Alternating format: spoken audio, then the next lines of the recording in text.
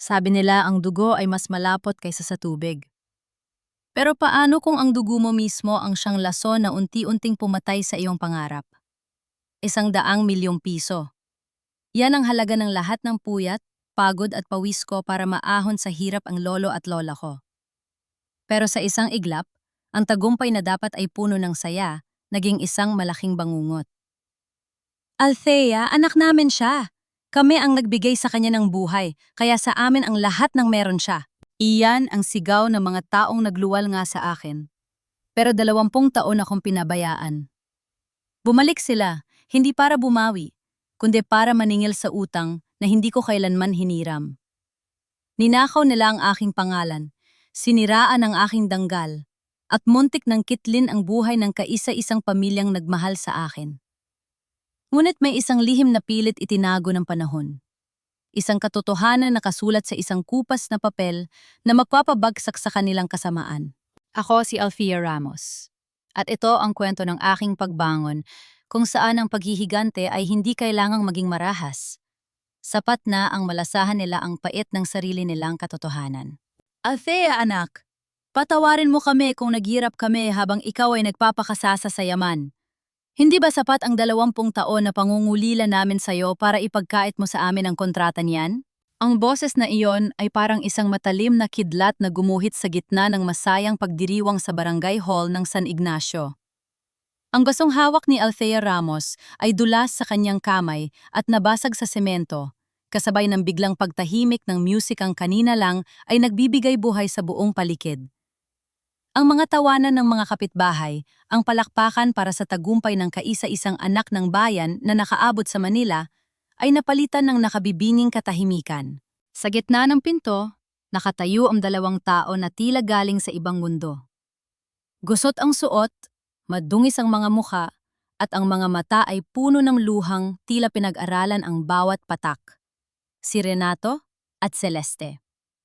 Ang mga magulang na huling nakita ni Althea nung siya ay 3 taong gulang pa lamang.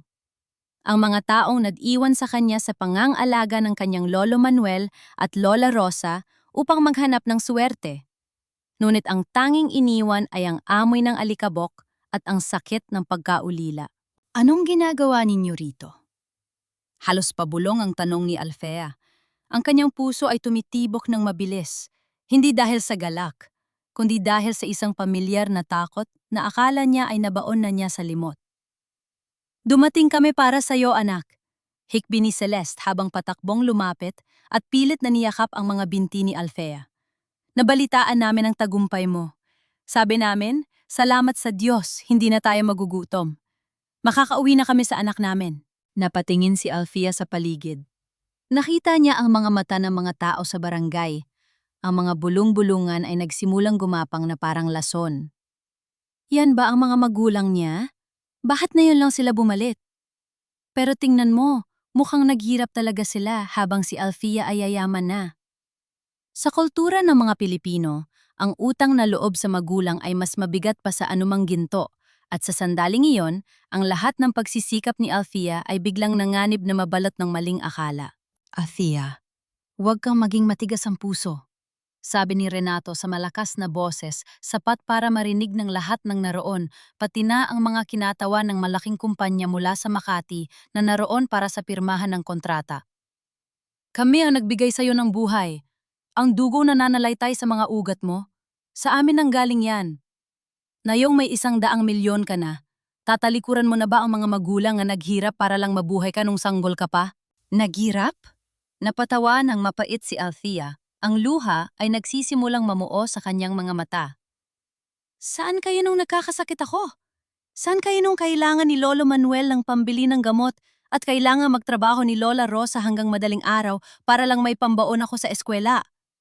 20 taon, Renato. 20 taon ninyong kinalimutan na may anak kayo. Ngunit bago pa makasagot si Althea ng mas matindi, isang lalaking nakabarong ang humakbang, pasulong mula sa likuran ni Renato. Hawak nito ang isang dokumentong may selyo ng korte. Si Ate Villafuerte. Miss Ramos, ikinalulungkot kong gambalain ang inyong selebrasyon. Malamig na pahayag ng abogado. Ngunit narito kami para ihain ang isang formal na manifestasyon. Ayang sa record, hindi ka kailanman legal na ampon ni na Manuel at Rosa Ramos. Sa mata ng batas, ang iyong mga magulang na sina Renato at Celeste Ramos ang may kontrol sa iyong mga legal na transaksyon hanggat hindi ka kasal. Lalo na't ang formula ng inyong produkto ay itinuturing nilang pag-aari ng pamilya. Nanlamig ang buong katawan ni Althea. Tumingin siya kay Lola Manuel na nakatayo sa gilid. Ang mukha ng matanda ay maputla at ang mga kamay ay nanginginig habang hawak ang kanyang saklay. Ang dignidad ng kanyang lolo, ang taong nagturo sa kanya kung paano gumawa ng pinakamasarap na sausawan sa buong Iloilo, ay tila unti-unting gumuho sa harap ng lahat. Hindi totoo yan! Sigaw ni Lola Rosa, pilit na humaharang sa harap ni Althea. Kami ang nagpalaki sa kanya. Kami ang nagpakain sa kanya. Pero wala kayong papel, Rosa. Mariing sagot ni Celeste. Ang boses ay wala na ang kanina pag-arte ng paghihirap. At sa batas ng tao, kami ang pamilya. Althea, pirmahan mo ang kasunduan. Kalahati ng kumpanya ay sa amin o sisiguraduhin naming wala mangyayaring investment na ito. Sa isang iglap, ang barangay hall na kanina ay puno ng banderitas at pag-asa ay naging parang isang kulungan. Ang mga reporter mula sa lokal na radyo ay nagsimulang mag-broadcast. Ang mga tao ay kumuha ng cellphone at nagsimulang mag-video. Ang imahe ni Althea Ramos bilang inspirasyon ng kabataan ay magbilis na nabahira na mali siya. Althea, pag-isipan mo. Bulong ni Renato habang papalapit sa kanyang tenga, sapat lang para siya lang ang makarinig. Isang pirma lang, at magiging mabuting magulang kami sa harap ng kamera. Kung hindi, sisirain namin ang pangalan mo hanggang sa wala nang bumili ng kahit isang bote ng sausawan mo. Bago pa makasagot si Althea, naramdaman niya ang pag-vibrate ng kanyang cellphone sa kanyang bulsa. Isang text message mula kay Mr. Thompson, ang head ng investment group mula sa Makati, na nakaupo lang sa harapang mesa pinapanood ang buong iskandalo. Miss Ramos, we represent a brand of integrity and family values. Due to the current legal uncertainty and the public controversy involving your biological parents, we are officially suspending the 100 million peso investment. We cannot move forward until this is resolved. Contact us when your house is in order. Tumingin si Althea kay Mr. Thompson, ngunit ang lalaki ay tumayo na at nagsimulang ayusin ang kanyang briefcase. Ang pagkakataong mabigyan ng magandang buhay ang kanyang lolo at lola, ang pangarap na maipaayos ang kanilang lumang bahay, ay tila naglahong parang bula. Tumingin si Althea sa kanyang mga kamay. Nanginginig ang mga ito, hindi dahil sa takot, kundi dahil sa galit na ngayon lang niya naramdaman sa buong buhay niya. Tumingin siya kina Renato at Celeste na ngayon ay nakangiti na ng palihim, tila na naluna sa kanilang laro. Akala ninyo ba ay nakuha na ninyo ang gusto ninyo? Mahinang sabi ni Althea, ang boses ay puno ng determinasyon. Maaari nakuha ninyo ang atensyon ng lahat ngayon. Maaari na pahinto ninyo ang kontrata. Pero tandaan ninyo ito, hindi ninyo pag-aari ang pawis ko, at hindi ninyo makukuha ang respeto ko. Ngunit habang binibigkas niya ang mga salitang iyon, nakita ni Althea ang kanyang lolo Manuel na napahawak sa kanyang dibdib. Ang matanda ay unti-unting napaupo sa sahig, humihingal, at ang kanyang mga mata ay unti-unting pumipikit. Lolo! Sigaw ni Althea. Sa gitna ng kaguluhan, habang ang lahat ay nagkakagulo sa nangyari kay Lolo Manuel, isang anino ang mabilis na kumilos sa loob ng opisina ni Althea sa likod ng hall. Si Kiara, ang kapatid ni Althea sa ama, ay mabilis na binuksan ang drawer at kinuha ang folder na naglalaman ng listahan ng mga supplier at ang lihim na sangkap ng kanilang tagumpay. Ang bagyo ay hindi pa nagsisimula. Ito ay ang unang patak pa lamang ng ulan na magdadala ng baha sa buhay ni Althea Ramos. Ang amoy ng ospital ay laging nagpapaalala kay Althea ng kahinaan. Ngunit sa pagkakataong ito, ang amoy ng disinfectant at malamig na hangin ng ward ay tila mas ligtas kaysa sa labas.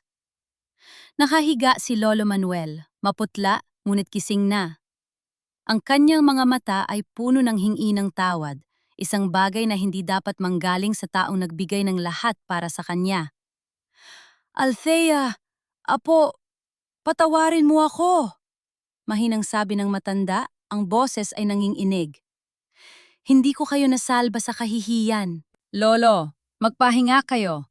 Walang may kasalanan kundi ang mga taong walang konsensya. Sagot ni Althea habang hinahaplos ang tuyot na kamay ng lolo. Ngunit sa loob niya, may namumuong bagyo. Nang i-discharge si Lolo Manuel kinabukasan, umaasa si Althea na ang katahimikan ng kanilang lumang bahay sa gilid ng palayan ay magbibigay ng kapayapaan. Ngunit paghinto pa lang ng sasakyan, tumambad sa kanila ang isang tanawing nagpabilis ng tibok ng kanyang puso sa galit. Ang paboritong tumba-tumba ni Lolo Manuel sa beranda ay inuukupan na ni Renato. Nakataas ang mga paa nito sa pasamano habang umiinom ng malamig na serbesa. Sa loob ng bahay, naririnig ang malakas na tawa ni Celeste at ang kalansing ng mga pinggan sa kusina. Ang kusinang itinuturing ni Lola Rosa na altar ng kanilang pamilya. Ano ito? Bakit kayo narito? Bulyaw ni Althea pagkapasok. Dahan-dahan sa pananalita, Althea. Bahay ito ng mga magulang mo ngayon. Nakanising sagot ni Renato. Sabi ng abogado namin dahil hindi ka pa kasal at wala kang legal na guardian maliban sa amin, may karapatan kaming tumira sa iisang bubong kasama ang anak namin. At dahil ang lupaing ito ay nakapangalan pa sa namayapang ama ni Rosa at may issue sa partisyon ng Ayun, pumasok kami. Lapastangan! Sigaw ni Lola Rosa mula sa likuran. Nilapastangan ninyo ang tahanan namin. Hush, Lola Rosa. Huwag kang masyadong high blood. Isang malambing ngunit nakakangilong boses ang sumabat mula sa hagdan. Bumaba ang isang dalaga, halos kasing edad ni Althea, suot ang isang hapit na damit na halatang galing sa murang butik sa Maynila. Hi Ate Althea, ako si Kiara, ang kapatid mo. Well, half-sister but who cares? Family is family, right? Lumapit si Kiara kay Althea at nagtangkang humalik sa pisingin nito. Ngunit umiwas si Althea. Wala akong kapatid, at lalong wala akong pamilyang tulad ninyo. Ouch! Ang sakit naman! Maarting sabi ni Kiara habang tinitingnan ang kanyang bagong manicure. Pero seryoso ate, sabi ni Papa, kailangan mo raw ng assistant sa business mo. Marunong ako sa social media. Sayang naman ang 100 million kung hindi natin palalagiin, di ba? Hindi pinansin ni Althea ang dalaga. Hinarap niya si Renato. Magkano? Magkano ang kailangan ninyo para umalis dito at iwanan kaming mag-isa? Tumayo si Renato. Lumapit kay Althea at ibinaba ang boses. Ang amoy ng alak at sigarilyo ay humahalimuyak sa kanyang hininga. 5 million Althea.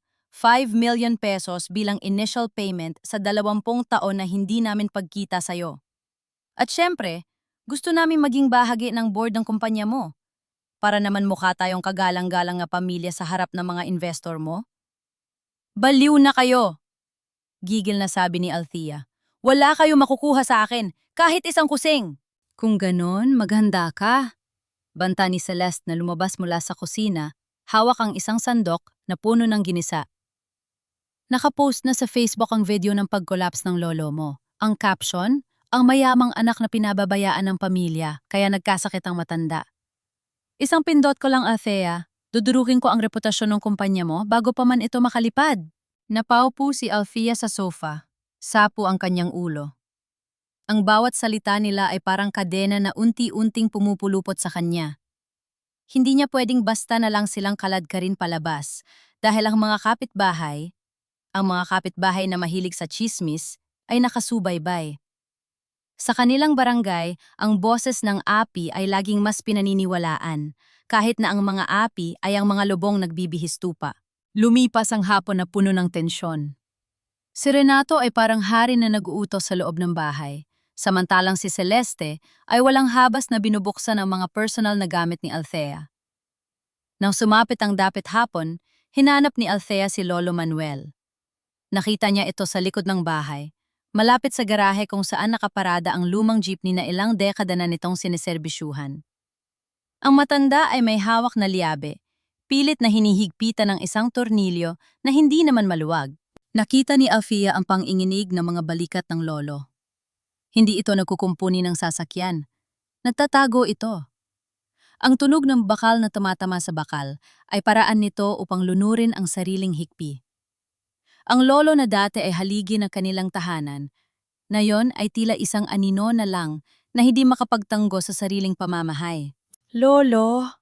tawag ni Alfia, ngunit hindi lumingon ang matanda. Ang sakit na makitang durog ang dignidad ng taong nagpalaki sa kanya ay mas matindi pa kaysa sa banta ni na Renato. Gabi na nang pumasok si Althea sa kanyang maliit na opisina sa loob ng bahay. Doon niya itinatago ang mga prototype ng mga bagong produkto at ang heritage book, ang notebook ni Lola Rosa na naglalaman ng eksaktong timpla ng kanilang sikat na sauce, ang lihim na hindi alam ng sinumang empleyado. Pagbukas niya ng pinto, nakita niya ang isang liwanag na nagmula sa loob. Isang mabilis na anino ang gumalaw sa tabi ng kanyang mesa. Kiara? Nakita ni Althea si Kiara, hawak ang kanyang smartphone at nakatutok ang camera sa mga pahina ng heritage book. Ang mga mata ni Kiara ay nanlaki sa gulat, ngunit agad din itong napalitan ng isang mapang-asar na ngiti. Oops! Nahuli mo ako, ate? Bulong ni Kiara sabay pindot sa screen ng kanyang cellphone. Pero don't worry, nasend ko na ang mga photos sa email ko. Napaka-interesante pala ng mga secret ingredients ninyo. Sayang naman kung sa inyo lang to, di ba? Sharing is caring, sabi nga nila. Ibigay mo sa akin ang phone mo, sigaw ni Althea at sinubukang agawin ang cellphone. Ngunit mabilis na umiwas si Kiara at tumakbo palabas ng pinto direkta sa bisig ni Renato na naghihintay sa hallway. Anong kaguluhan ito? Tanong ni Renato. Ang boses ay puno ng mapanuyang autoridad. Ninanakaw niya ang formula ko! Turo ni Althea kay Kiara. Ninanakaw? O kinukuha lang ang bahagi namin? Sagot ni Renato. Gaya ng sabi ko, Althea, kailangan nating mag-usap tungkol sa 5 milyon. Dahil kung hindi, baka ang recipe na ito ay mapunta sa kamay ng mga kalaban mo sa negosyo bukas na bukas din. Tumalikod ang mag-ama habang tumatawa.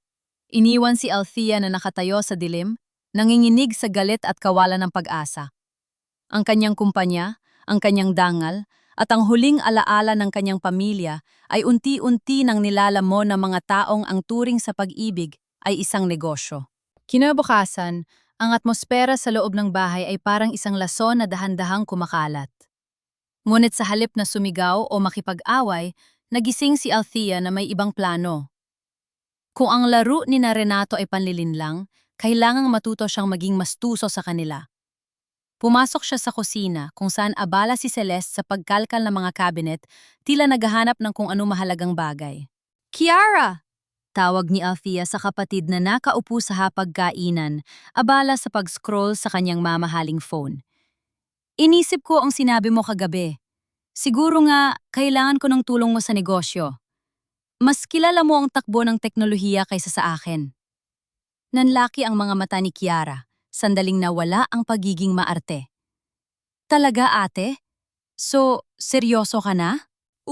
Heto. Inabot ni Althea ang isang kulay asul na folder. Iyan ang listahan ng mga top distributors at ang mga supplier natin sa antique. Gusto kong i-audit mo ang mga presyo at gawan ako ng report. Pero siguraduhin mong walang ibang makakakita niyan. Confidential yan. Ngumiti ng matamis si Kiara. Isang ngiting alam ni Althea na puno ng kamandag. Don't worry, ate. I'll handle this. Mapagkakatiwalaan mo ako. Pagkaalis ni Kiara, huminga ng malalim si Althea. Ang folder na iyon ay naglalaman ng mga peking numero at pangalan. Isang pain. Gusto niyang kumpirmahin kung hanggang saan ang kayang gawin ng kanyang kapatid. Nang hapong iyon, habang ang lahat ay tila abala. Sinamantala ni Althea ang pagkakataon ng lumabas si Renato upang bumili ng sigarilyo. Sinundan niya ito ng palihim hanggang sa dulo ng kalsada, malapit sa isang sari-sari store kung saan nakatigil ang isang itim na van na walang plaka. Nagtago si Althea sa likod ng isang malaking puno ng mangga. Nakita niya may kausap si Renato, dalawang lalaki nakasuot ng jacket kahit tirik ang araw, at may mga tattoo sa leeg. Nasaan ang pera, Renato? Sabi mo nung isang linggo, mababayaran mo na ang utang mo sa kasino. Bulyaw ng isang lalaki. Sandali lang, Sarge! Konting panahon pa! Pakiusap ni Renato. Ang boses ay puno ng takot, malayo sa mapang-aping tono nito kapag nasa harap ni Althea. Nasa loob na kami ng bahay. Hawak na ng anak ko ang mga recipe at listahan ng kliyente. Ibenta lang namin to sa kalaban nila sa Manila. Milyon ang kikitain namin. Mababayaran ko kayo pati interes. Siguraduhin mo lang.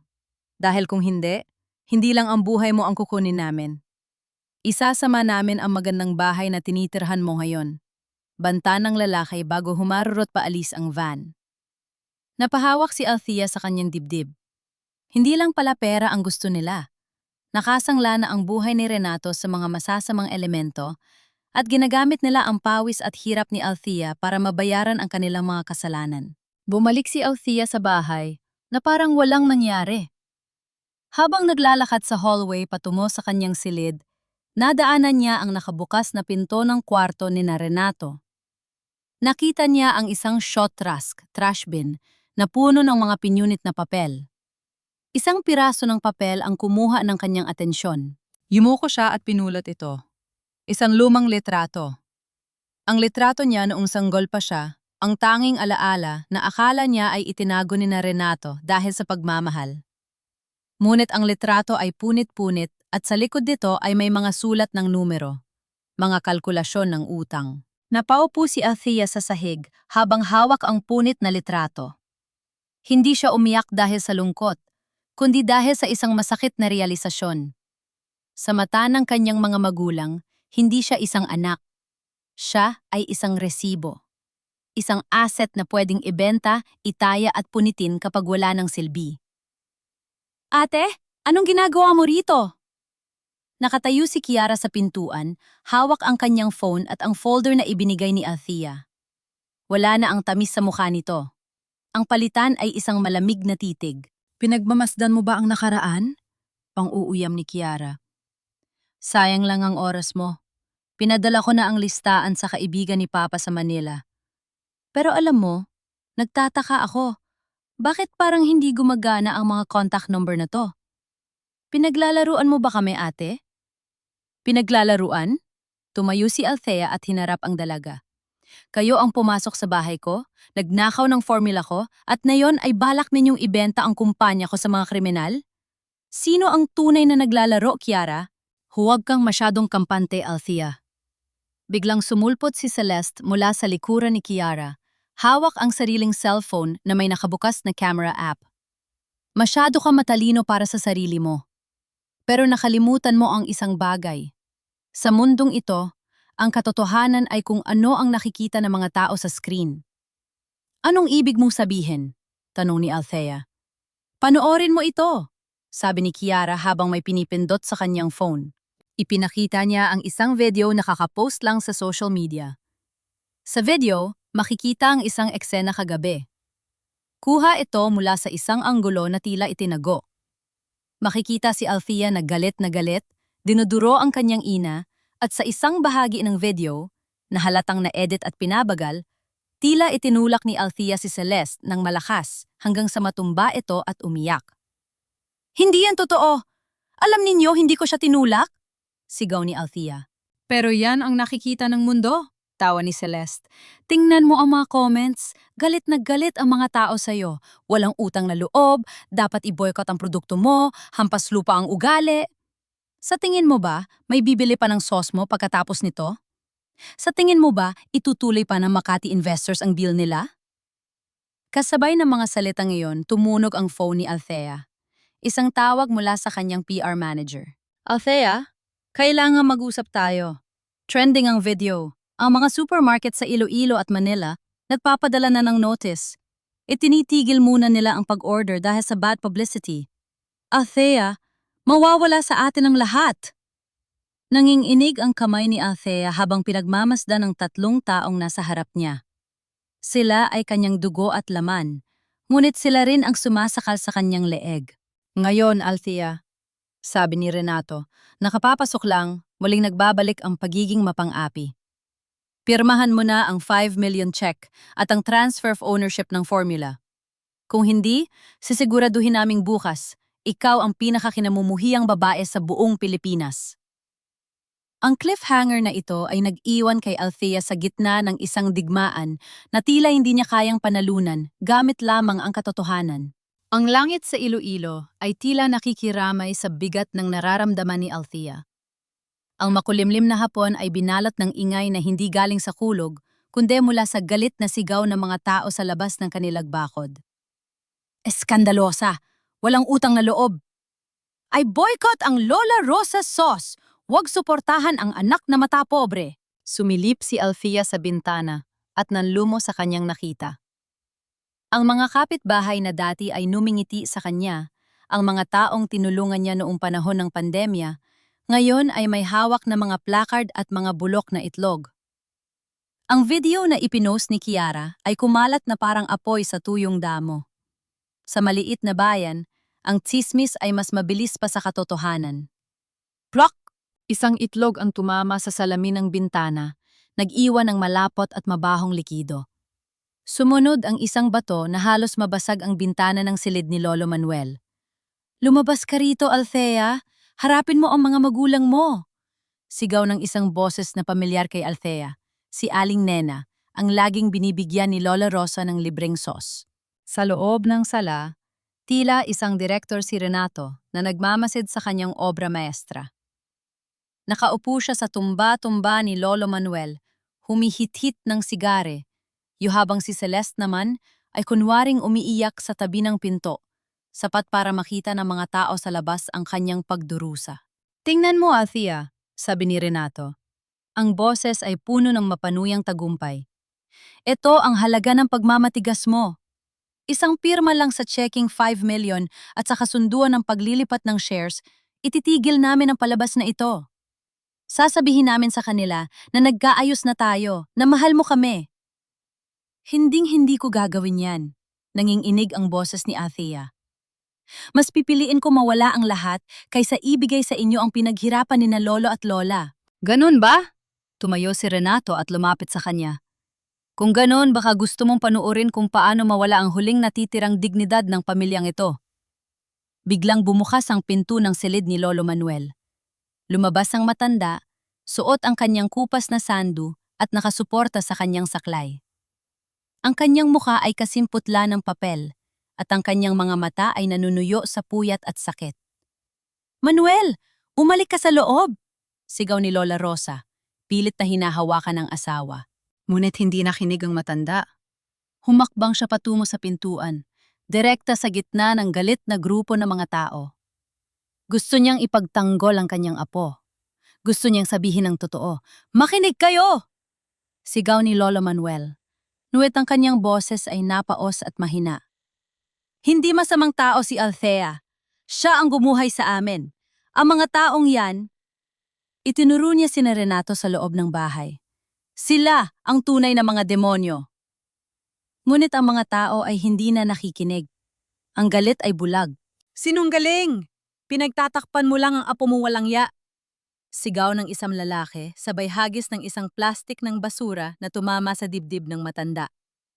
Doon tumigil ang mundo ni Althea. Nakita niya ang kanyang lolo, ang lalaking bumuhat sa kanya noong bata siya, ang lalaking nagkumpuni ng bawat sirang laruan niya, na nakatayo sa ulan, basang-basa ng basura, habang pinagtatawalan ng mga taong itinuring nilang pamilya. Ang dignidad ng matanda ay niyurakan sa harap ng sarili nilang tahanan. "Lolo!" sigaw ni Althea at patakbong lumapit upang yakapin ang matanda. Ngunit bago pa siya makarating, nakita ni Althea ang biglang pagbabago sa mukha ni Lolo Manuel.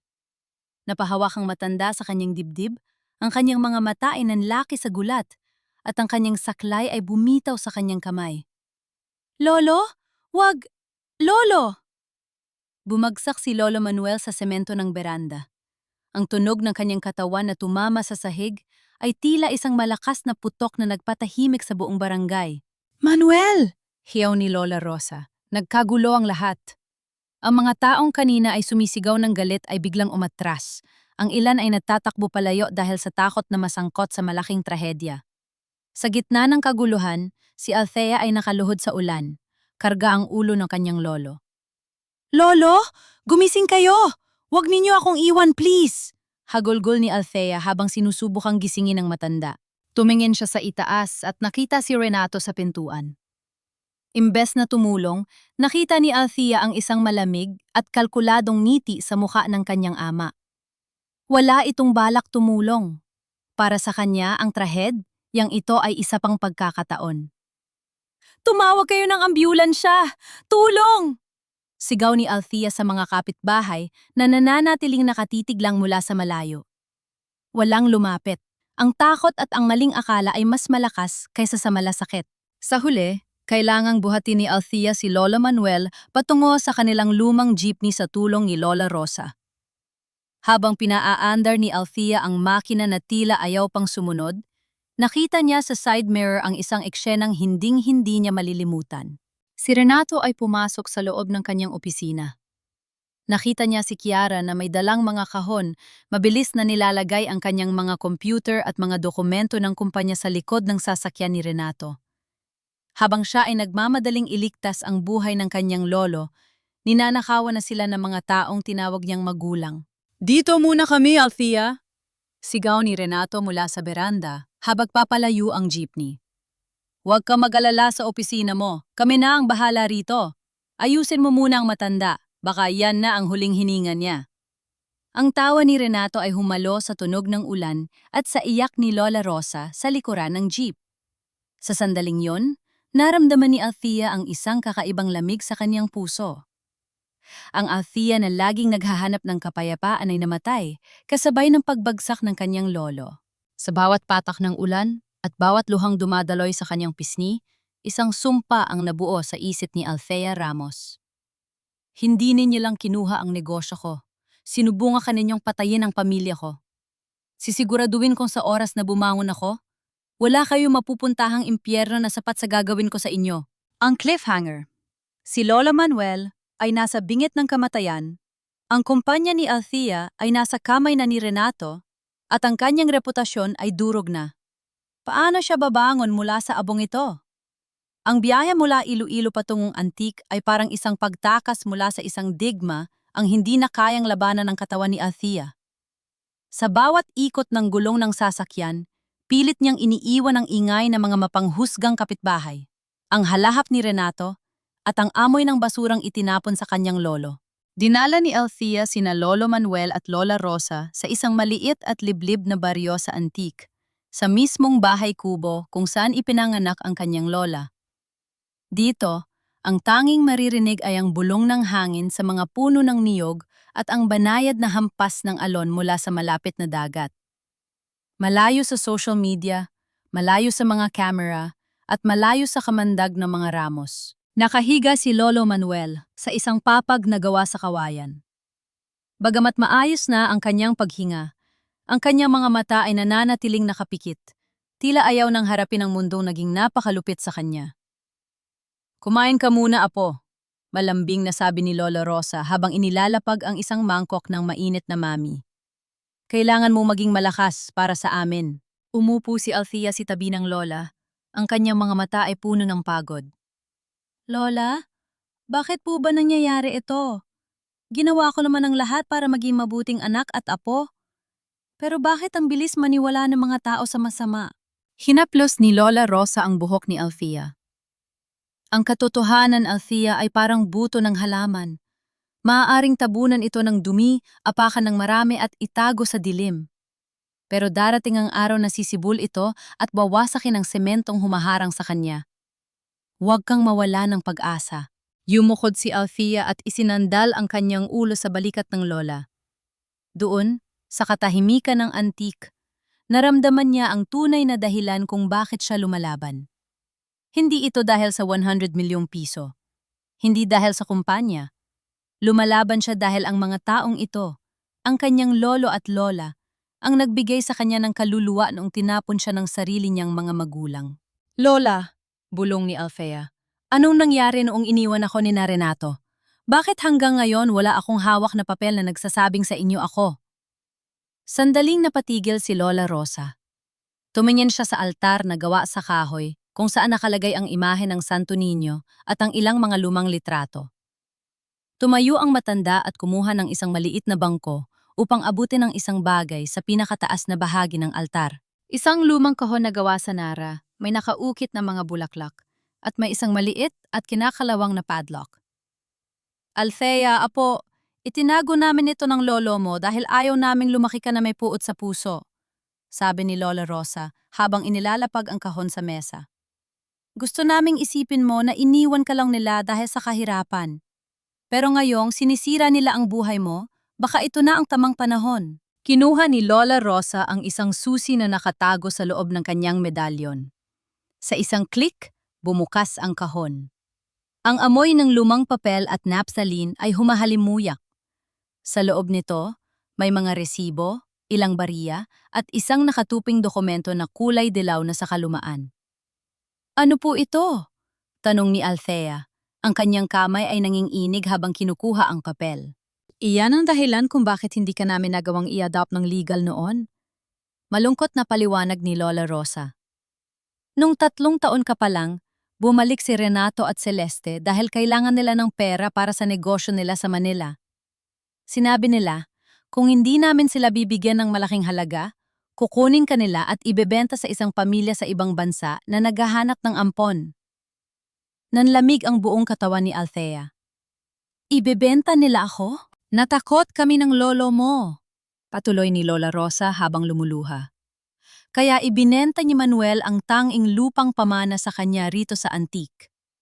Ibinigay namin ang lahat ng pera kay Renato. Ang kapalit? Pinapirma namin sila ng isang kasunduan. Binuklat ni Althea ang papel. Ang pamagatito ay nakasulat sa Tagalog, kasunduan ng pagtalikod sa karapatan at pananagutan. Sa ibaba ng dokumento, malinaw na nakasulat ang pangalan ni Renato at Celeste Ramos. Nakasaad doon na bilang kapalit ng halagang 50,000 piso, isang malaking halaga noong 2004, malugod nilang isinusuko ang lahat ng kanilang karapatan bilang magulang kay Althea. At nangangako silang kalanman ay hindi na muling magpapakita o hihingi ng anuman sa bata. Ngunit, ang pinakamasakit na bahagi ay ang nakasulat sa huling talata. Ang batang si Althea ay itinuturing na naming bayad pinsala sa lahat ng aming pagkukulang. At mula sa araw na ito, siya ay wala ng kaugnayan sa aming dugo at pangalan. Nabitawan ni Althea ang papel. Hindi lang siya iniwan, siya ay ipinagpalit sa pera. Siya ay itinuring na bayad pinsala. Kaya pala, ganun na lang sila kadaling gumalik, sabi ni Althea. Ang kanyang boses ay wala ng emosyon, puno na ng isang malamig na puot. Hindi sila naghahanap ng anak, naghahanap sila ng tubo sa investment na ibinenta nila 20 taon na ang nakararaan. Apo, patawarin mo kami kung itinago namin ito, hikbi ni Lola Rosa. Ayaw lang naming maramdaman mong wala kang halaga. Lola! Tumayo si Althea at niyakap na mahigpit ang kanyang lola. Dahil sa papel na ito, nalaman ko kung gaano ako kahalaga sa inyo. At dahil din sa papel na ito, sisiguraduhin ko malalaman ng buong mundo kung anong klasing halimaw ang mga Ramos. Kinuha ni Althea ang kanyang cellphone. Wala itong signal sa loob ng bahay, kaya lumabas siya at naglakad patungo sa dalampasigan kung saan mas malakas ang sagap ng Tor. Tiningnan niya ang mga missed calls. Marami. Mula sa mga abogado, mula sa PR manager, at isa mula kay Mr. Thompson ng investment group. Ngunit may isang message na nakakuha ng kanyang pansin. Isang email mula sa isang hindi kilalang sender. Binuksan niya ito at bumitad ang isang larawan. Isang screenshot ng isang bank transfer. Ang pangalan na nagpadala, Renato Ramos. Ang pangalan ng tumanggap, isang dummy account na konektado sa kumpanyang kalaban ni Althea sa Manila. Ang caption ng email, hindi lang formula mo ang kinuha nila, Althea. Ibinenta na rin nila ang kaluluwa ng kumpanya mo bago mo pa ito mabawi. May 48 oras ka na lang bago ideklarang bankrupt at insolvent ang Lola Rosa's heritage. Ang cliffhanger, may hawak ng ebidensya si Althea tungkol sa nakaraan, pero ang kasalukuyan niya ay mabilis na guguho sa loob ng 2 araw. Sino ang misteryosong sender ng email? At may oras pa ba si Althea para pigilan ang tuluyang pagbagsak ng kanyang pangarap? Sa ilalim ng liwanag ng buwan sa Antique, ang papel na hawak ni Althea ay tila nagbabaga. Ang bawat salita sa kasunduan ng pagtalikod ay parang mga latay ng latigo na humahataw sa kanyang pagkatao. 20 taon siyang nabuhay sa paniniwalang sadya, yang malupit lang ang tadhana, pero ang totoo, may presyo pala ang kanyang pag-alis sa piling ng mga magulang. 50,000 piso. Althea. Apo, tawag ni Lola Rosa mula sa pintuan ng kubo. Huwag mong hayaang lamunin ka ng galit. Ang galit ay parang uling. Habang hinahawakan mo para ibato sa iba, ikaw ang unang nasusunog. Humarap si Althea. Ang kanyang mga mata ay tuyo na sa luha. pinalitan ng isang malamig at matalim na determinasyon. Lola, hindi na po ito galit. Ito'y hustisya. Ibinenta nila ako noon at ngayon, ibinebenta nila ang pangarap ninyo ni Lolo Manuel. Hindi ko hahayaang mangyari yon. Agad na tinawagan ni Alfia si Ate Carmela, ang matagal ng kaibigan at abogado ng pamilya na nasa Iloilo. Sa kabila ng mahinang signal, pilit niyang ipinaliwanag ang sitwasyon at ang dokumentong natuklasan niya. Ate Carmela, may hawak akong kasunduan. Pinirmahan ni na Renato at Celeste noong 2004. Binayaran sila ni na Lolo para layuan ako habang buhay. May bisa ba ito? Narinig ni Alfia ang buntong hininga ng abogado sa kabilang linya. Alfia, sa mata ng batas, ang karapatan ng magulang ay hindi pwedeng basta-basta ibenta o talikuran sa pamamagitan ng isang simpleng piraso ng papel, lalo na't hindi dumaan sa korte ang adoption. But, and this is a big but, it serves as a powerful evidence of abandonment and bad faith. Lalo na ngayong ginagamit nila ang parental rights para mang-extort sa'yo. This contract proves their intent was never to be parents, but to be business partners in a crime. Ano pang kailangan natin? Tanong ni Althea. May nahanap din ako, Althea. Seryosong sabi ni Ate Carmela. Nag-background check ako kay Renato Ramos sa Manila. Hindi lang sila basta naghirap. Si Renato ay may pending warrant of arrest sa Batangas para sa kasong estafa. Nagsolicit siya ng pera para sa isang peking housing project bago sila tumakas pabalik ng Iloilo. Kaya pala desperado silang makuha ang pera mo, pambayad sa mga biktima nila para hindi sila makulong. Napakapit ng mahigpit si Alfia sa kawayang bakod. Ang puzzle ay nabubuo na. Ang kanyang mga magulang ay hindi lang mga oportunista. Sila ay mga kriminal na nagtatago sa likod ng maskara ng pagmamahal sa anak. Lumapit si Alfia sa loob ng kubo at naupo sa tabi ni Lola Rosa. Kinuha niya ang mga kulubot na kamay ng matanda at hinalikan ito. Lola, salamat dahil hindi ninyo ako hinayaang mapunta sa kanila noon. Kahit anong mangyari, kahit mawala ang lahat ng pera, hinding-hindi ko pagsisihan na kayo ang naging pamilya ko. Kayo ang nagligtas sa akin. Ngayon, ako naman ang magliligtas sa atin. Pinahid ni Althea ang luha ni Lola Rosa. Sa sandaling iyon, ang takot ay tuluyan ng naglaho. Ang babaeng nanginginig sa ulan sa barangay hall noong nakaraang linggo ay wala na. Ate Carmela, muling sabi ni Althea sa telpo, anong hakbang natin? May 48 oras na lang ako bago nila tuluyang nga ibenta ang formula at ideklarang bangkarut ang kumpanya ko. Kailangan nating kumilos ng mabilis, sagot ng abogado. Kailangan nating pigilan ang anumang transaksyon. Pero Althea, nag-ay na si Renato ng petition for preliminary injunction sa korte sa Iloilo. Gusto nilang i-freeze ang lahat ng bank accounts mo at ang operasyon ng Lola Rosa's heritage hanggat hindi na dedesisyunan ang right of inheritance nila. Kung maaprubahan ito ng judge bukas, wala ka nang magagawa. Hindi ako papayag, mariing sabi ni Althea. Ati, ihanda mo ang lahat ng dokumento. Babalik ako sa Iloilo bukas na madaling araw at pagkatapos, pupunta tayo kung nasaan ang pinakamalaking takot nila. Saan? Tanong ni Ate Carmela. Sa Makati. Doon daganapin ang huling pirmahan nila sa kalaban kong kumpanya. Doon nila balak ipagdiwang ang pagkapanalo nila. Sagot ni Althea habang nakatingin sa madilim na dagat. Doon ko rin ipapakita sa kanila na ang lasa ng katotohanan ay hindi laging matamis. Ngunit habang nag-eempak si Althea, isang tawag ang pumasok sa kanyang phone. Hindi ito rehistradong numero. Hello? Ate Althea. Ang boses ay nanginginig at tila umiiyak. Si Kiara. Ate, kailangan mong bumalik. Si Papa, galit na galit siya. May kausap siyang mga lalaki. Sabi niya kung hindi ka pipirma sa Makati bukas, gagawa sila ng paraan para tuluyan na si Lola Manuel sa ospital. Ate, natatakot ako. Hindi ko akaling ganito sila kasama. Cliffhanger. Ang banta ay hindi na lang pera o kumpanya, buhay na ni Lolo Manuel ang nakataya. Si Kiara ba ay nagsasabi ng totoo o isa itong bagong patibong ni na Renato upang pilitin si Althea na sumuko? Ang katahimikan ng antik ay binasag ng isang desisyon. Hawak ni Althea ang kanyang cellphone. Ang kanyang daliri ay nakatapat sa pangalan ni Renato sa contact list. Huminga siya ng malalim, Pilit na pinapakalma ang boses na punong-puno ng pot. Papa? Bulong ni Althea nang sagutin ang tawag. Gumamit siya ng tono na tila isang taong durog na ang espiritu, pagod na, at wala ng lakas lumaban. O, Althea?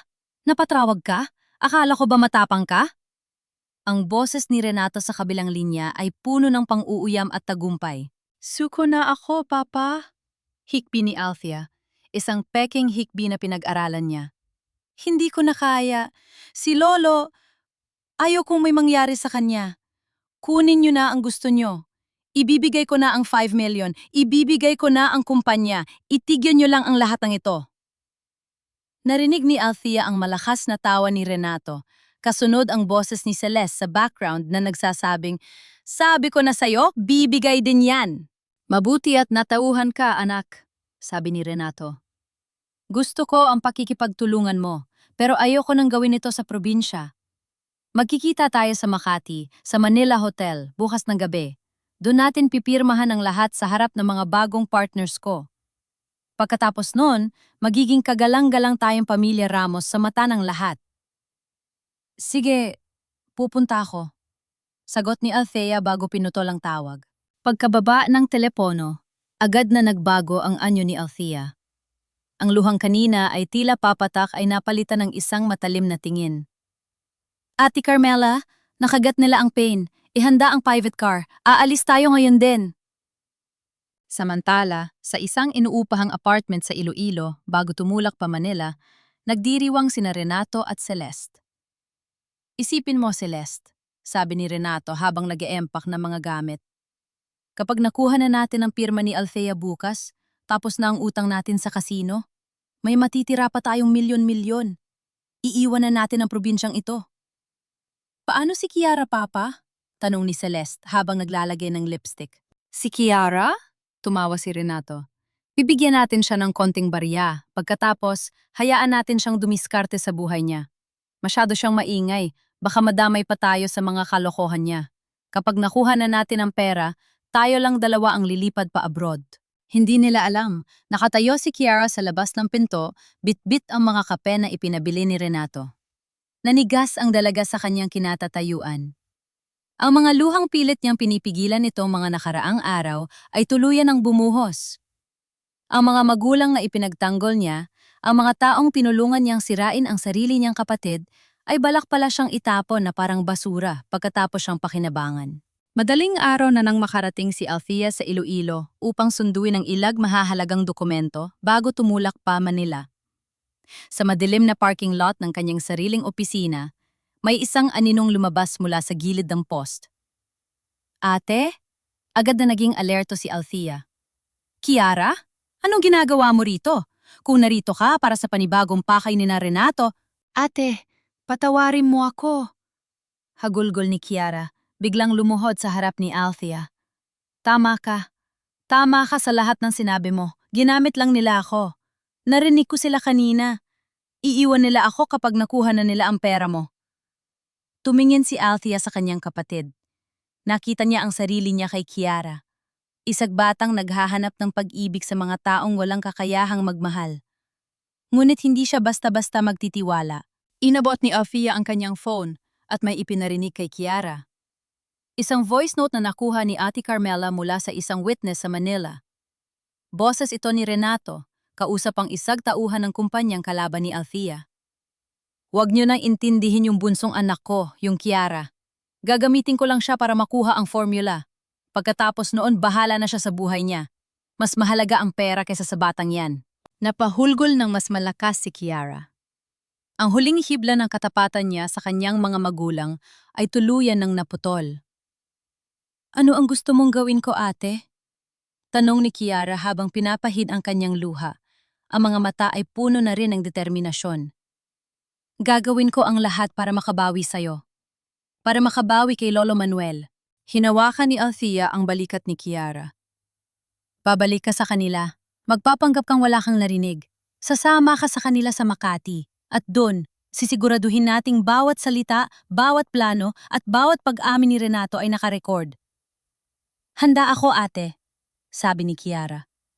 Tandaan mo, Kiara, malamig na sabi ni Althea. Ito na ang huling pagkakataon mo. Sa Makati, hindi lang kumpanya ang nakataya. Doon natin tatapusin ang sumpa ng mga Ramos. Ang cliffhanger. Habang nag-ahanda ang lahat para sa grand signing sa Makati, si Renato ay kampante sa kanyang panalo. Hindi alam na ang sarilment anak na itinuring niyang kasangkapan ay magiging mitsa ng kanyang pagbagsak. Ngunit handa ba si Althea sa sorpresang inihanda ni Renato kasama ang pinakamalaking kalaban ng kanyang kumpanya? Makati City. Ang lungsod ng mga matatayog na gusali at malamig na hangin, puno ng pera at ambisyon. Para kay Renato at Celeste, ito ang lupang pangako. Para kay Althea, ito ang arena ng huling pagtutuos. Nasa loob ng isang presidential suite sa isang marangyang hotel ang pamilya Ramos.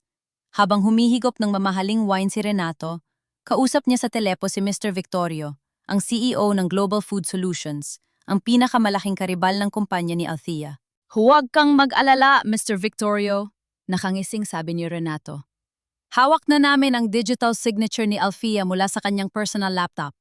Bukas, sa harap ng media, formal nang maililipat sa inyo ang Lola Rosa's Heritage brand. Ang kailangan nyo lang gawin ay ihanda ang tseke.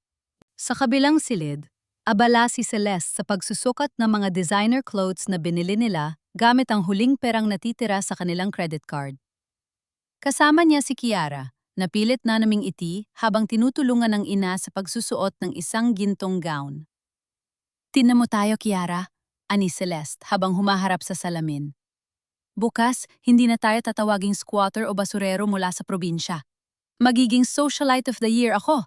At ikaw, magiging tagapagmanaka ng isang imperyo. Opo, mama, sagot ni Kiara. Ang kanyang kamay ay nakatago sa bulsa ng kanyang robe, mahigpit na hawak ang kanyang smartphone na kanina pa naka-record ang bawat salita ng kanyang mga magulang tungkol sa pasipikasyon ng pirma ni Althea.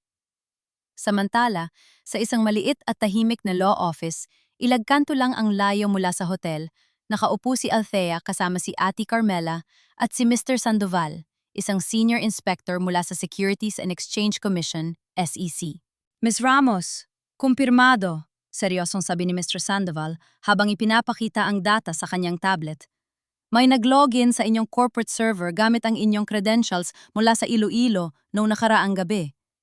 Ginamit nila ito para i-generate ang inyong digital signature sa isang benta na hindi autorisado. Ito ay malinaw na kaso ng identity theft at falsification of commercial documents. Ito ang kailangan natin, Althea, dagdag ni Ate Carmela. Hahayaan nating ituloy nila ang palabas bukas. Hahayaan nating maniwala sila na nakuha na nila ang lahat. The moment Renato presents that forged document in front of the press, it will be his own death warrant. Tumango si Althea, ngunit sa likod ng kanyang determinasyon, may lungkot pa ring mababakas sa kanyang mga mata. Lumingon siya sa kanyang bag. Doon nakalagay ang isang maliit na pelus na kahon. Binuksan ni Althea ang kahon. Naroon ang isang gintong singsing na ibinigay ni Renato at Celeste sa kanya noong gabing bumalik sila sa Iloilo. Isog singsing na mura at mabilis kumupas, simbolo ng kanilang wad na pagmamahal. Kinuha ni Althea ang singsing at walang pag-aalinlangang inilagay sa ashtray. Pagkatapos, hinubad niya ang kanyang suot na mamahaling relo at isinuot ang isang lumang pulseras na gawa sa buto ng sampalok at mga butil ng kahoy. Ito ang pulseras na tiyanahi at dinalit ni Lolo Manuel para sa kanya noong siya ay 7 taong gulang bilang anting-anting laban sa masamang loob. Ang ginto ay kumukupas, pero ang kahoy na ito ay lumalaban sa anay at panahon. Bulong ni Althea sa sarili. Ito ang tunay na pamilya. Althea, ayos ka lang? Tanong ni Ate Carmela. Ayos lang ako, Ate. Sagot ni Althea habang itinataas ang kanyang ulo. Handa na ako para sa huling palabas. Kinabukasan, ang main hall ng hotel ay puno ng mga mamamahayag, bloggers at mga negosyante. Isang malaking banner ang nakasabit sa entablado. The New Era of Lola Rosa's Heritage, the official signing ceremony. Nasa backstage sina Renato at Celeste, hindi mapakali sa sobrang excitement. Siguraduhin mo nakatutok ang mga kamera sa atin, Renato, bulong ni Celeste. Ngunit biglang pumasok ang coordinator ng event, mukhang natataranta. Mr. Ramos, nagbago po ang schedule. Sabi ni Mr. Victorio ng Global Food, gusto niya ng live global stream. Kailangan daw nating gawin ang signing sa mismo harap ng audience at i-broadcast ito sa social media para maging official ang acquisition. Ano? Bakit biglaan? Tanong ni Renato, sandaling kinabahan. Mas maganda yon, Papa. Sabat ni Kiara na kanina pa nakikinig. Mas maraming makakakita. Mas mabilis na malilinis ang pangalan natin laban sa mga paratang ni Ate Althea. Napanghiti si Renato. Tama ka, anak. Sige, gawin natin. Ipakita natin sa buong mundo kung sino ang tunay na may-ari ng tagumpay na ito. Sa kabilang dulo ng hall, pumasok si Afia Ramos. Suot niya ang isang simpleng puting suit, walang alahas maliban sa kanyang kahoy na pulseras. Ang kanyang muka ay kalmado, parang dagat bago ang isang malakas na tsunami. Good luck, Miss Ramos, bulong ni Mr. Sandoval ng SEC habang pumuwesto sila sa likurang bahagi ng hall kasama ang mga tauhan ng National Bureau of Investigation, NBI, na nakasibilyan. Ang cliffhanger. Tumayo na si Renato sa gitna ng entablado, hawak ang pluma at ang dokumentong may yuwad na pirma ni Althea. Humarap siya sa mga kamera at nag-umpisang magsalita. Ngayong araw, ang katarungan ay para sa mga tunay na magulang. Hindi niya alam, sa bawat segundong lumilipas, ang bawat salita niya ay napapanood na rin ni Lolo Manuel mula sa ospital. At ang bitag na inihanda ni Althea ay handa ng sumara. Ang liwanag ng mga spotlight sa Grand Ballroom ay tila humahalik sa mukha ni Celeste habang hawak niya ang mikropono. Sa harap ng 12-12 ng kamera at mga sikat na reporter, suot niya ang kanyang pinakamapanlinlang na ngiti. Ang ngiti ng isang mapagmahal na ina na sa wakas ay nagtagumpay. Sa loob ng 20 taon, ang tanging dalangin ko ay ang muling mayakap ang aking anak. Sabi ni Celeste, ang boses ay nanginginig sa peking emosyon. Ngayong gabi, hindi lang namin binabawi ang aming karapatan sa negosyo, kundi binabawi rin namin ang nawalang panahon. Ang Lola Rosa's heritage ay simbolo ng aming pagkakaisa bilang pamilya Ramos. Nagpalakpakan ng mga tao. Si Renato, na nakatayo sa tabi ni Mr. Victorio ng Global Food Solutions, ay dahan-dahang itinuon ang pluma sa dokumento. Para sa kinabukasan ng ating anak, anunsyo niya bago tumingin sa madla. Althea, halika rito, pirmahan na natin ang kasaysayan. Eksakto sa sandaling iyon, ang malalaking pintuan ng ballroom ay bumukas ng malakas. Pumasok si Althea Ramos. Hindi siya tumatakbo, hindi siya sumisigaw. Ang kanyang bawat hakbang ay may bigat ng katarungan. Kasama niya si Ate Carmela at ang ilang lalaking nakabarong na may seryosong muka.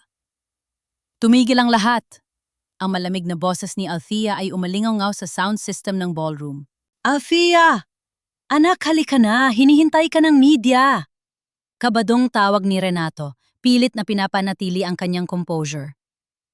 Hindi ako narito para pumirma, Renato, sabi ni Althea habang umaakyat sa entablado.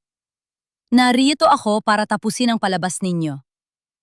Anong ibig mong sabihin? Huwag kang mag-eskandalo rito. Buliw ni Celeste, pero huli na. Lumingon si Althea kay Kiara na nakatayo sa gilid ng tech booth. Nagkatingin na ng dalawang magkapatid. Isang tango ang ibinigay ni Kiara. Sa isang pikit mata, ang malaking LED screen sa likuran ni Renato ay nagbago. Imbes na logo ng kumpanya, isang audio wave ang lumitaw at isang boses ang pumuno sa buong hall. Huwag niyo nang intindihin yung bunsong anak ko, yung Kiara. Gagamitin ko lang siya para makuha ang formula. Pagkatapos nun, bahala na siya sa buhay niya. Mas mahalaga ang pera kaysa sa batang yan. Natahimik ang buong ballroom. Ang mga reporter ay nagsimulang magbulungan. Nanlaki ang mga mata ni Celeste, at ang mukha ni Renato ay unti-unting naging abo sa putla. Papa? Mama? Ang boses ni Kiara ay narinig sa speaker, live mula sa kanyang mikropono. Yan ba ang halaga ko sa inyo? Isang kasangkapan lang? Hindi totoo yan. Fake news yan. Na-edit yan. Sigaw ni Renato, pilit na lumalapit sa tech booth pero hinarangan siya ng mga security ni Althea. At ito, Renato? Celeste? Na-edit din ba ito? Muling nagsalita si Althea. Sa screen lumitaw ang isang scanned copy ng lumang dokumento mula noong 2004.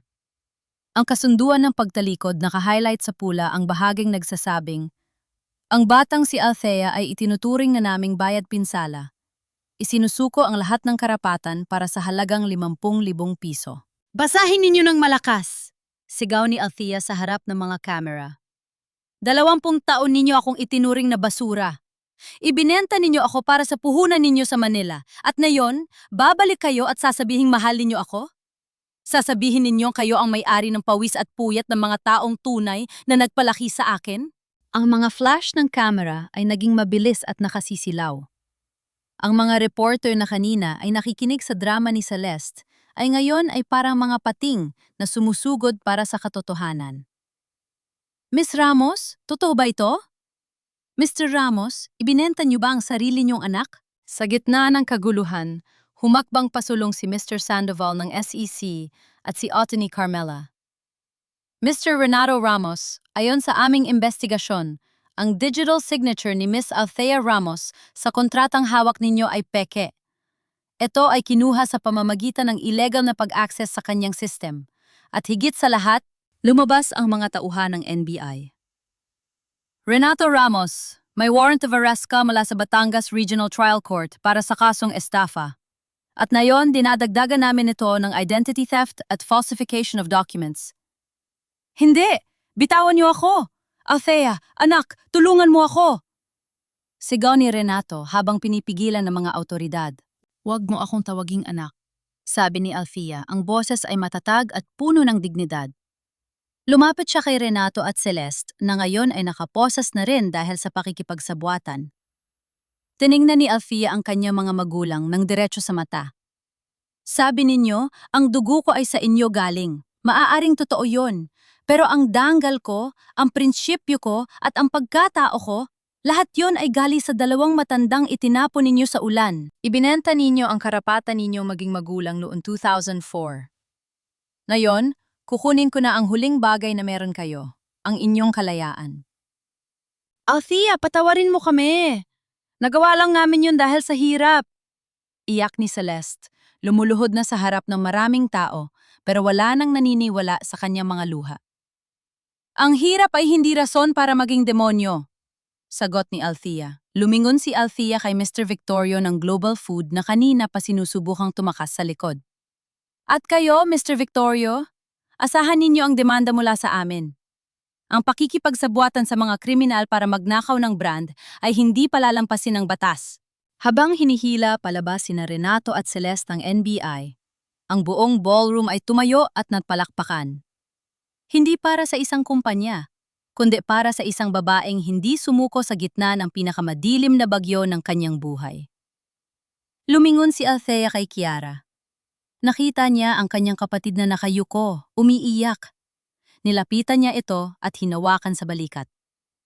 Tapos na, Kiara. Tapos na ang sumpa. Ang cliffhanger. Sa kabila ng tagumpay sa Makati, isang tawag ang natanggap ni Althea mula kay Lola Rosa. Althea, ang lolo mo, gising na siya, pero hinahanap niya ang mga magulang mo. May huling gusto siyang sabihin bago ang lahat. Ano ang huling lihim na baon ni Lolo Manuel na maaaring magpabago sa tingin ni Althea sa kanyang nakaraan? Ang loob ng piitan sa Makati Police Station ay kabaliktaran ng marang, yang ballroom na kinalalagyan nila kanina.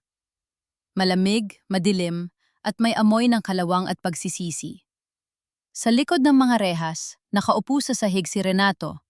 Gusot ang kanyang barong at wala na ang dating yabang sa kanyang mga mata. Sa kabilang selda, hindi tumitigil sa pag-iyak si Celeste. Pilit na tinatawag ang pangalan ni Althea sa bawat pulis na dumadaan. Pumasok si Althea sa detention area. Ang bawat tunog ng kanyang takong sa semento ay tila isang hatol na papalapit. Huminto siya sa harap ng selda ng kanyang mga magulang. Althea! Anak! Agad na lumapit si Celeste sa rehas. Ang kanyang mga kamay ay pilit na gustong humawak sa kamay ng anak. Maawa ka, anak. Patawarin mo kami. Hindi namin kayang makulong. Sabihin mo sa kanila na nagkamali ka lang, na pamilya tayo. Tiningnan sila ni Althea nang walang emosyon.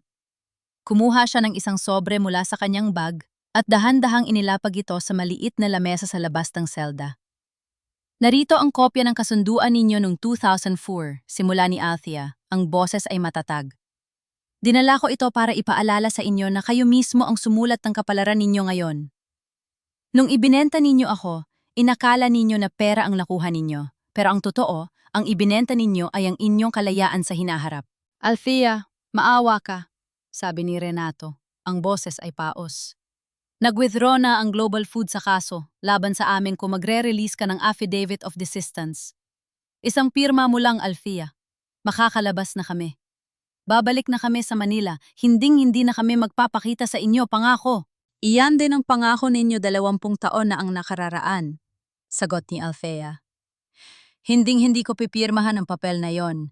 Hindi dahil sa galit ako, kundi dahil kailangan ninyong matutunan ang kahulugan ng pananagutan. Ang kasong estafa sa Batangas at ang falsification dito sa Manila ay hindi ko kontrolado.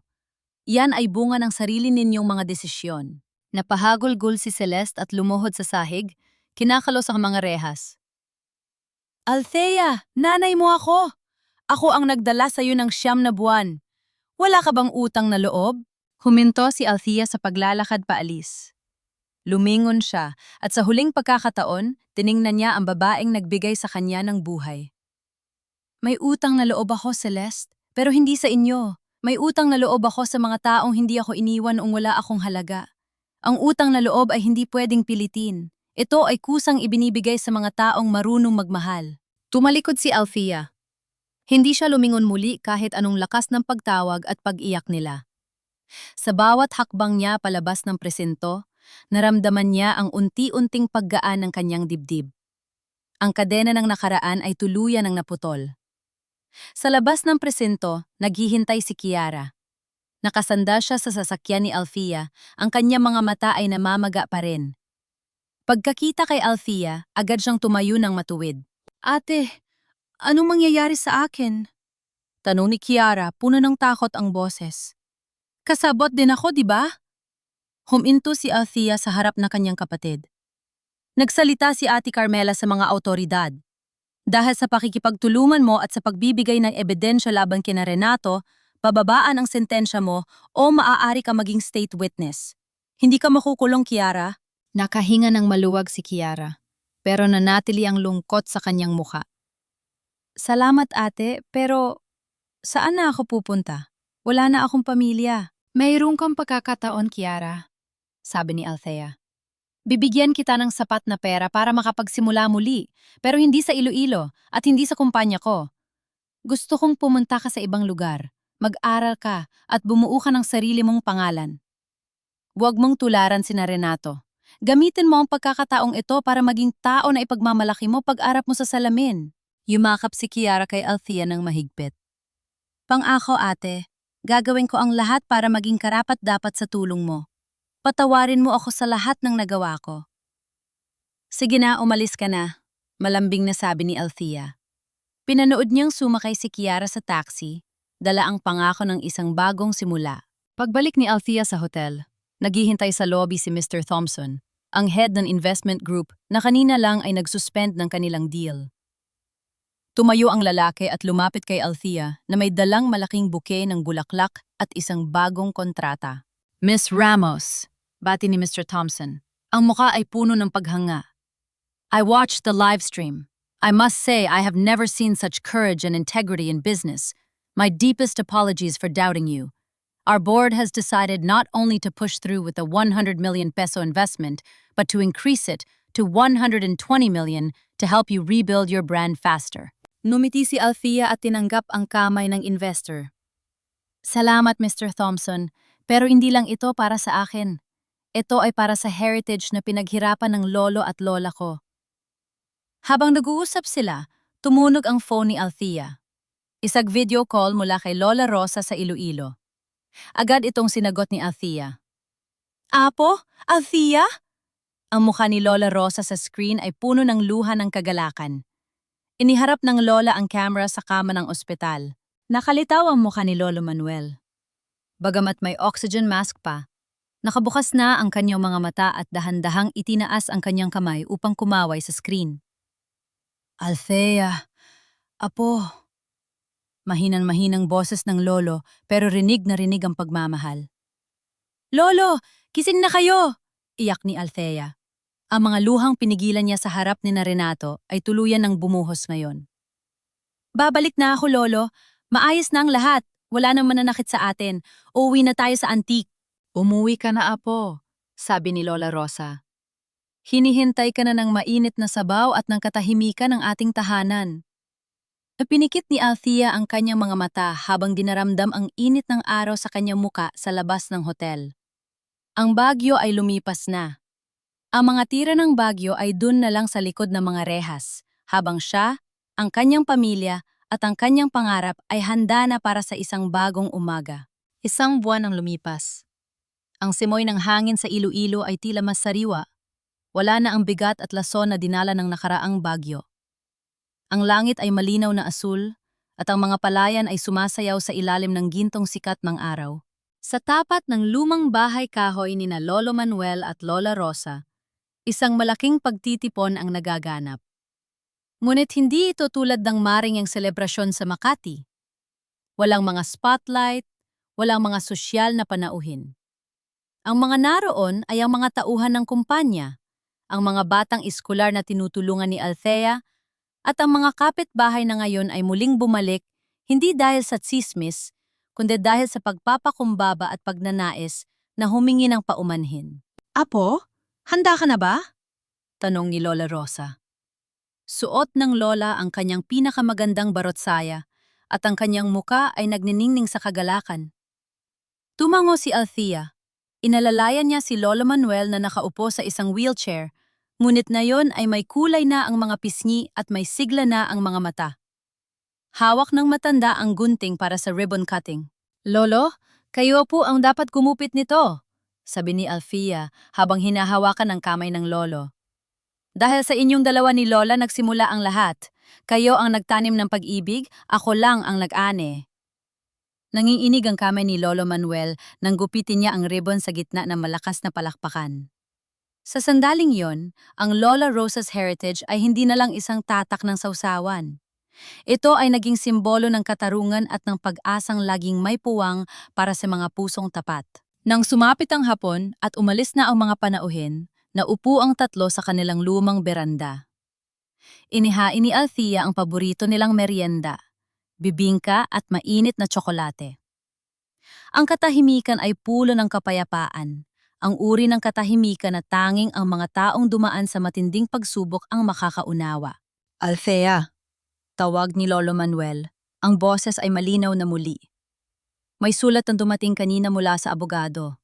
Sinasabi roon na nagsimula na ang sentensya ni na Renato at Celeste. 10 taon para sa iba't ibang kaso ng panloloko. Napatigil si Althea sa pag-inom ng tsokolate. Opo, Lolo, alam ko na po. Galit ka pa ba sa kanila? Tanong ni Lola Rosa.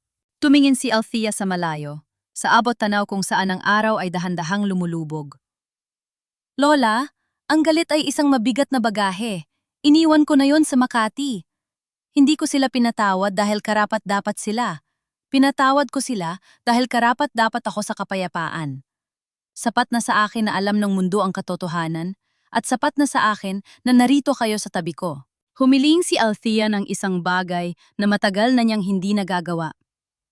Lumapit siya kay Lolo Manuel at Lola Rosa at isa-isang kinuha ang kanilang mga kamay. Isinagawa niya ang ritual ng pagmamano. Dahan-dahang idiniit ang kanilang mga kamay sa kanyang bilang tanda ng pinakamataas na respeto at pagmamahal. Salamat po dahil pinili ninyo akong maging apo ninyo. Bulong ni Althea habang tumutulo ang luha ng pasasalamat. Salamat dahil kahit bineeran kayo para layuan ako, mas pinili ninyong ibenta ang lahat para lang manatili ako sa piling ninyo. Niyakap siya ng kanyang lolo at lola. Sa gitna ng yakap na iyon, naramdaman ni Althea ang tunay na yaman. Hindi ang 120 milyong piso, hindi ang malaking pabrika, kundi ang amoy ng pagmamahal na walang hinihiing kapalit. Sa kabilang dako, sa isang maliit na bayan sa Antique, makikita si Kiara na nagtatrabaho sa isang maliit na karinderya. Simple ang kanyang suot, walang make-up at abala sa paglilingkod sa mga customer. Sa kanyang bulsa, nakatago ang isang sulat mula kay Althea na nagsasabing, Ang pangalawang pagkakataon ay hindi ibinibigay. Ito ay pinaghihirapan. Naniniwala ako sa'yo. Nuumiti si Kiara, ang unang tunay na ngiti na hindi para sa kamera, kundi para sa kanyang sarili. Ang lasa ng katotohanan ay hindi matatagpuan sa loob ng isang bote. Hindi ito timpla ng asukal, asin, o anuman. Ang tunay na lasa nito ay matatagpuan sa bawat pawis ng taong nagsisikap ng tapat, sa bawat luhang dumadaloy para sa katarungan, at sa bawat sakripisyo ng pamilyang pinili tayong mahalin kahit hindi tayo magkadugo. Ako si Althea Ramos, isang anak na ibinenta ng nakaraan, ngunit binili ng pagmamahal ng kasalukuyan. At dito, sa ilalim ng bubong na binuo ng katapatan, sa wakas, nakauwi na ako.